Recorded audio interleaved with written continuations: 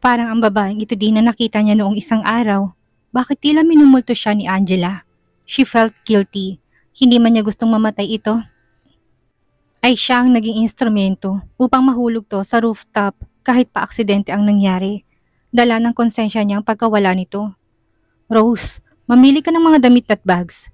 Lucifer, hindi kailangan. Sige na, may mga pupuntahan tayong events. Dapat may mga damit ka. Saglit lang, sagutin ko lang ang call. Anitong naupo sa gilid. Nakailang ikot siya ay wala siyang mapili. Magaganda lahat ngunit hindi niya gustong bumili ng ganitong kamahal. Nanghihinayang siya sa pera. Wala kang mapili ano? Siyempre, hindi naman bagay sa yung mga ganitong style. Ani Charlotte na lumapit na naman sa kanya. Honey, why don't you just get all the limited edition? Ani Lucif na inilayo siya kay Charlotte. Napaawang ang labi niya. Hindi sa salitang limited edition, kundi sa salitang honey. Bakit tila kumabog ang puso niya ng patay na matagal? Miss, just give my wife all the latest and limited edition. Sinukat niyang 10 damit na may katernong bag at sapatos. Aprobadong lahat ni Lucif. Binayaran na nito ang bill. Kinukuha niya ang mga paper bags ngunit ito ang humawak. Hindi kagaya nun na isasama siyang mag-shopping upang pagbuhati ng pinamili. Nalilito ang puso niya. Anong nangyayari? May pangako nga pala silang magsasama ng matiwasay sa loob ng 10 buwan. Tatagal ba siya nang hindi nahuhulog ulit? Oo naman. Napaka-strong niya. Wala siyang hindi kayang gawin. Huminto sila sa jewelry store. Han, bumili tayo ng alahas. Han, hindi na yata niya kinakaya. Nalulusaw ang yelong nakabalot sa puso niya. Lucif, tama na. Mahal na itong mga pinamili natin. I want a wedding ring. Wedding ring? Huwag kang mag-alala. Tinago ko ng tinapon mo sa garden ng mansyon. Ani ang kinuha sa bag ang wallet at nilabas ang 2 singsing na nakalagay pa sa plastic. Buong araw niyang hinagilap sa garden ang kaparis ng ring na itinapon ni Lucif. Wow, naitago mo pa yan? Oo, kasi ibabalik ko talaga sa'yo ang singsing. Sa pamilya mo yan, hindi ba? Para maibigay mo sa babaeng makakasama mo habang buhay. Isang araw kong hinanap yan sa damuhan. Kinuha niyang palad ni Lucif at nilagay ang ring na tadtad ng diamonds. Hinila siya nito sa malaking fountain sa loob ng mall. Lumuhod ito sa harap niya at inalay ang ring. Napatingin siya sa paligid. Napahinto ang mga nagdadaan sa drama ni Lucif. Will you love me again? Ha? Hindi niya maibuka ang bibig. Pangarap niya ito noon pa ang mag-propose si Lucif at alayan siya ng pagmamahal. Nangyayari na lahat ngayon.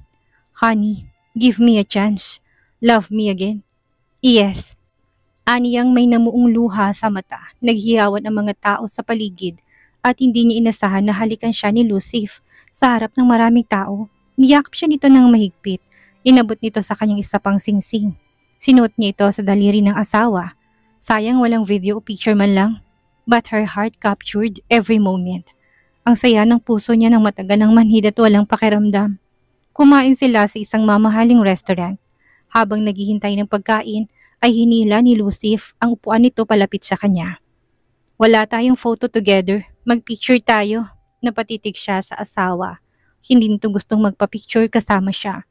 Kaya lahat ng picture nito sa kanya ay puro stolen. Dinigit nitong mukha sa mukha niya at kumuha ng pictures. Inilapag nito ang cellphone sa table at nakita niyang mukha niyang wallpaper. Kuha sa opisina na hindi niya alam kung kailan kinuhanan. Kailan pa nito ginawang wallpaper ang picture niya? Kinuha nitong cellphone niya at ipinadala ang pictures nila together. Ginawa nitong wallpaper ang picture nilang magkasama sa kanyang cellphone. Dumating ng order nilang pagkain. Ayaw din itong kasabay siyang kumain noon. Pagkatapos niyang magluto, ay paghahain niya ito at hihintayin matapos kumain bago siya kumain kahit gaano siya kagutom. Natigil siya sa pag-iisip ng iumang nitong tinidor na may pagkain sa kanyang bibig. Tikman mo tong beef nila. Tinanggap niya ang pagkain. Tila siya nananaginip at parang ayaw na niyang magising. Maraming salamat, Lucif. Aniya habang pupunta sila sa parking ng kotse na magkahawak ang kamay. Stop calling me Lucif. Honey ang itawag mo sa akin. Napailing at napangiti na lamang siya. Okay, honey.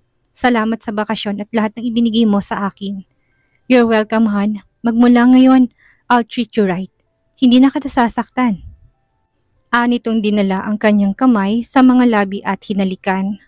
Nag-uumapaw ang puso niya sa ligaya. Kahit pa 10 buwan lang ang ganito, ang importante naranasan niyang pahalagahan ni Lucifer Donovan. Dreams do come true. Hindi man saktong panahon, natupad pa rin ang hiling niya.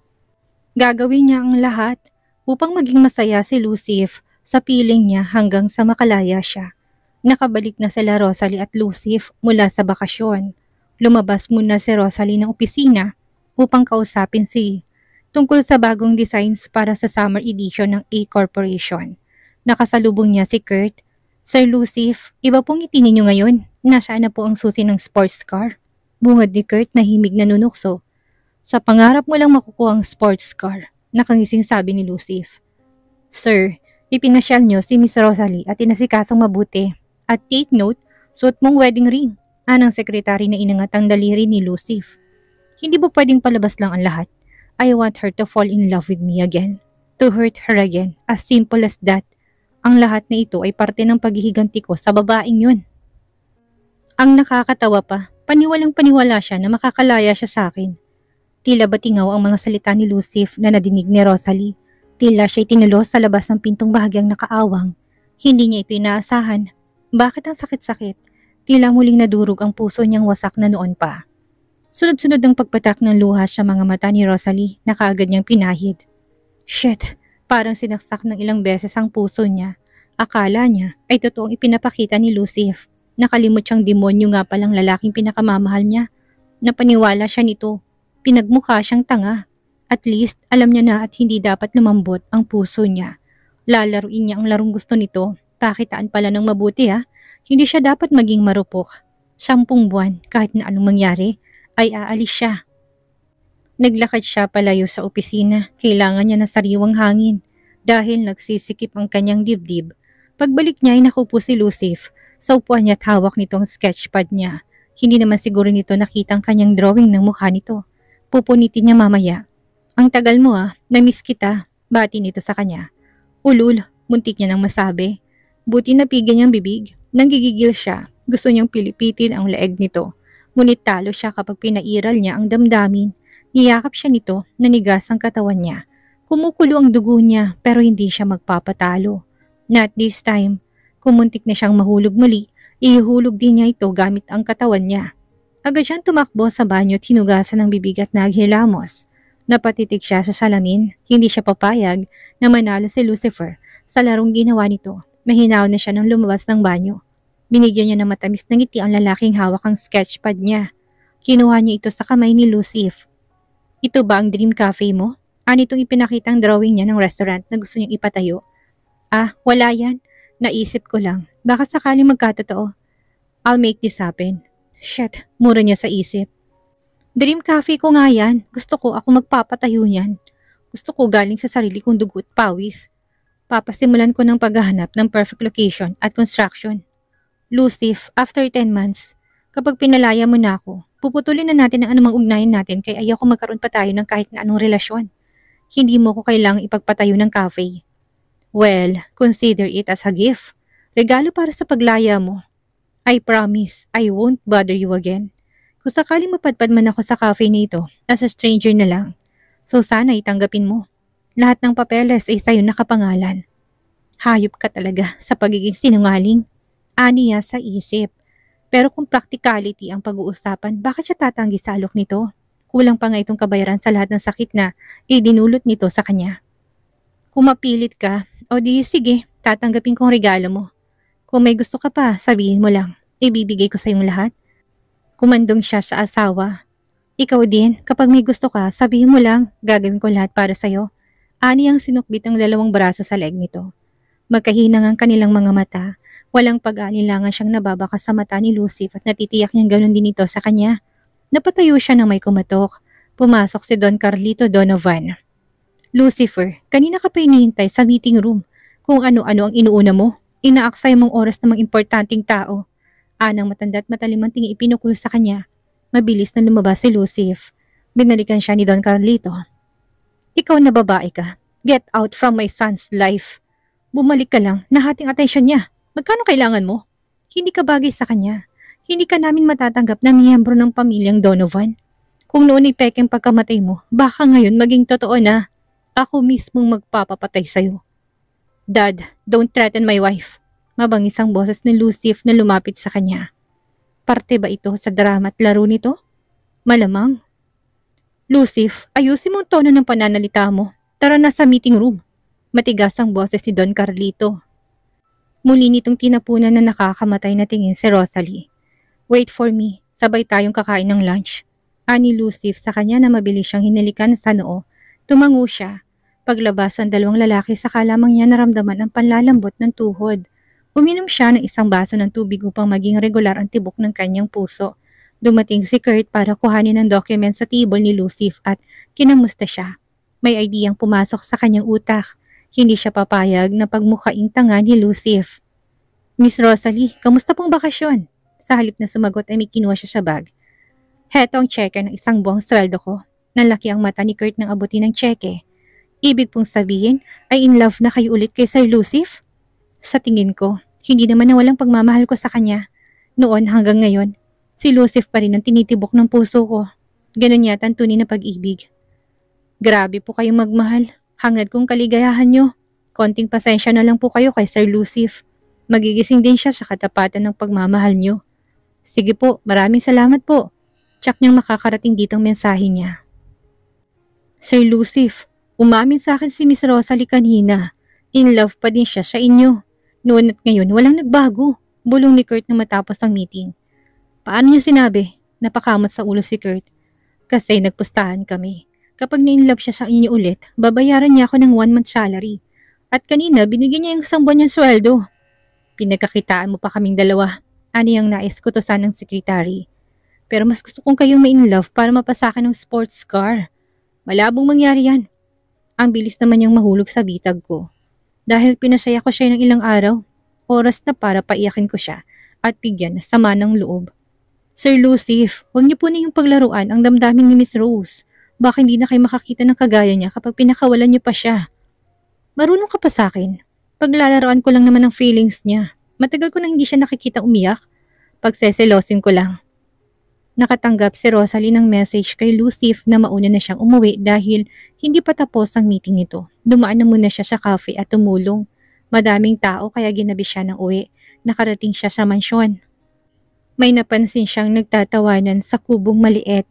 Natanaw niya si Charlotte at Lucif na magkasama. Nakita niya nakabigi ni Lucif, si Charlotte at halikan sa labi. Pumulupot ang kamay ng babae sa batok ng asawa. Ayaw niya makitang eksena kaso ay para naman siyang natuklaw ng ahas at hindi makagalaw. Lumalabong kanyang paningin dahil siya namumuong luha na ayaw niyang pumatak. Suminghot siya upang pigilin ang pagluha. At bakit siya iiyak? Nagulat siya sa kamay na humarang sa pangit na tanawin. Si Elvis, hinarang nitong kamay sa kanyang mga mata. Natawa na lamang siya tinakpan din ng mata ng lalaki. Nagtawanan silang dalawa. Tara, road trip. Nitong sumakay sa motor at inabot sa kanyang isang helmet. Tinanggap niya ito tumangkas kay Elvis. Nadinig pa niyang tawag ni Lucif ngunit binaliwala na lamang niya. Nag-uumpisa na itong saktan siya kagaya noon. Nagpunta sila ni Elvis sa parke sa Kabayanan. Gusto mo bang kumain? Tanong nito. Sige, hindi pa nga ako naghahapunan. Naghanap sila ng restaurant, nakakita sila ng lugawan. Umorder siya ng pagkain. Rose, bakit bumalik ka pa kay Lucif? Alam mo namang masasaktan ka lang. Wala akong choice. Tinutulak ako ng sitwasyon pabalik sa kanya. Sumama ka sa akin, poproteksyonan kita. Mas lalo nang kayo mag-aaway na magkapatid. Isa pa, kaibigan lang ang turing ko sa'yo. Grabe naman pambabastid mo sa akin, walang pakundangan na. Gusto ko maging tapat sa'yo, parang kuyang tingin ko sa'yo. Ay, wala na. Kanina kaibigan, ngayon kuya na. Kumain ka na nga lang habang mainit pa yung lugaw. Ani ang nakatawa sa reaksyon ni Elvis. Anong plano mo, Rose? Don't tell me na. Magpapakabaliw ka na naman sa kapatid kong si Raulo. Sinasakyan ko lang ang laro niya. Naghihintay lang ako ng pagkakataon na makalaya ng tuluyan. Mahal mo pa ba siya? Napatigil siya sa pagsubot na samid. Inabutan siya ng tubig ni Elvis. Hinagod nito ang kanyang likod. Matapos kumain ay naglakad-lakad sila. Ayokong umuwi sa mansyon. Saan mo gustong magpunta? Anang binata. Gusto mo talagang galitin si Lucif? Minsan lang kitang masolo kaya gusto ko sulitin. Kapag hindi tayo umuwi ngayon, tsak na matinding galit ni Lucif ang sasalubong sa atin. Hindi ako natatakot. Ikaw takot ka ba? Umiling siya. Ubus na ang takot ko sa siraulong kapatid mo. Umakbay si Elvis sa kanya. Rose, may sumusunod sa atin, ang sekretary ni Lucif na nagkukubli sa likod ng puno. May nakatutok na cellphone sa atin. Malamang pinusundan tayo ng magaling kong kapatid at kinukuhanan ng video. Gusto mo bang makaganti sa ginawa niya sa'yo kanina? Oo, anong plano mo? Naaliw niyang sabi. Aakbayan kita, tapos sweet ka dapat sa akin. Ayaw na ayaw niya hinahawakan kong gamit niya. Lalo ka na. Aasarin lang natin. Sige, aniyang bahagyang sumilip sa punot nakita nga niya si Kurt. Nilagay niyang kamay sa bewang ni Elvis. Maya-maya holding hands naman sila habang naglalakad sa gilid ng kalsada. Elvis, tumakbo tayo. Iligaw natin si Kurt. Sige, lumiko tayo sa street na yun. Magkahawak kamay silang tumakbo ni Elvis. Nagkahiwalay sila nang dumami ang tao. Pumasok siya sa isang iskinita. Bumangga siya sa malaking bulto ng katawan ng isang lalaki. Humingi siya ng paumanhin. Nakaramdam siya ng takot na mapansin na madilim sa lugar na pinasukan niya.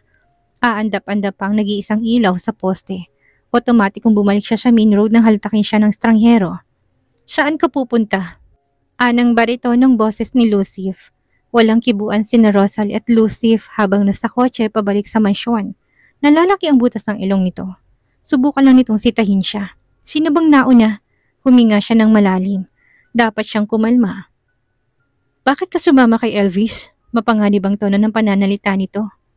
Bakit may nalikan si Charlotte? Singhal niya. Nagsiselos ka ba? Ano itong nagkaroon ng ngiti sa labi? Ibibigay niyang kaligayahan nito. Oo, nagsiselos ako. Selos na selos ako. Gusto kong kalbuhin ng babaeng yun. Hiyaw niya. Napatingin sa kanila si Kurt na nagmamaneho. May biglang tumawid na aso kaya biglang napapareno ang sekretary. Kaya nagtamang labi nilang dalawa. Ew, humalik ka sa iba tapos halikan mo ko. Hindi ko hinalikan si Charlotte. Magsisinungaling ka pa. Kitang-kita ng dalawang mata ko. Lumapit ka ba para makita mo? Inalis ko lang ang dumi sa mukha niya. Lokohin mong lelang mong panot. Pinulupot pa ni Charlotte ang kamay niya sa leeg mo ng ganito. Ani ang ginayang ginawa ng babae. Muling nagpreno si Kurt. Naglapat ang kanilang mga labi. Ngunit hindi na siya pinakawalan ni Lucif. Nilaplap nitong labi niyang nakaawang. Nagpumiglas siya ngunit higit na malakas ito kaya nagpaubaya na siya o sadyang marupok lamang siya. Kinabukasan niya nagulat pa siya na makita si Micaela sa LD Corporation. Hello Rose. Hello. Hinahanap mo ba si Lucif? Nagkita na kami. Dito na ako magtatrabaho para makasama ko siya araw-araw as his assistant. Sure ka ba sa pinapasok ko? Pabiro niyang sabi. May kudlit na kirot sa dibdib niya na hindi niya alam kung saan galing. Bigla siyang naging maramdamin mula nang pakitaan siya ng konting kabutihan ni Lucif na paimbabaw lamang naman. Oo, baka kasi maagaw siya ng iba. May hirap na. Micaela, kung ako iniisip mo, huwag kang mag-alala, aalis din ako dito. Actually, 9 na buwan na lang. Mabuti naman, mahal ko si Lucif at alam kong mahal niya din ako. Kung ano man ang relasyon niyo, parte lang yun ang paghihiganti niya sa'yo. Alam ko yan, mainam din na may mag-alaga kay Lucif. Gusto ko makita siyang bumuo ng pamilya niya. Kaya, huwag mo na siyang susukuan. Nilagpasan niya si Micaela. Ngunit bumalik ang mga paa niya nang makitang parating si Lucif. Sa pangarap mo lang maagaw si Lucif. Nagkaayos na kami, mahal ko siya. Sa akin lang ang asawa ko. Huwag mo kaming guluhin. Natulala si Micaela sa acting niya. Anong kaguluhan to? Ani Lucif, agad lumapit si Micaela dito. Babe, inaaway ako ni Rose. Mukhang ayaw niya maging assistant mo ko. Sumbong nito. Honey, may relasyon ba kayo ni Micaela? Ang sabi mo wala na kayong ugnayan. So I assume na siyang naghahabol sa'yo. Nagkabalikan ba kayo? Nakita niya kami nitong umakbay sa babae. Dahil may pinagsamahan kami, kailangan ni Micaela ng trabaho kaya inalok ko sa kanyang position mo dati. Pero kung gusto mong bumalik sa pagiging assistant ko, magsabi ka lang. Sa halip ay sagot ng asawa. Hindi na pala, mas gusto ko mag-design kaysa makasama ka ng buong araw. Ani ang nagmamadaling lumabas. Lucif, ano naman bang kalokohan to? Pinatawag mo ko para pagselosin ng asawa mo. Papasakitan lang natin siya.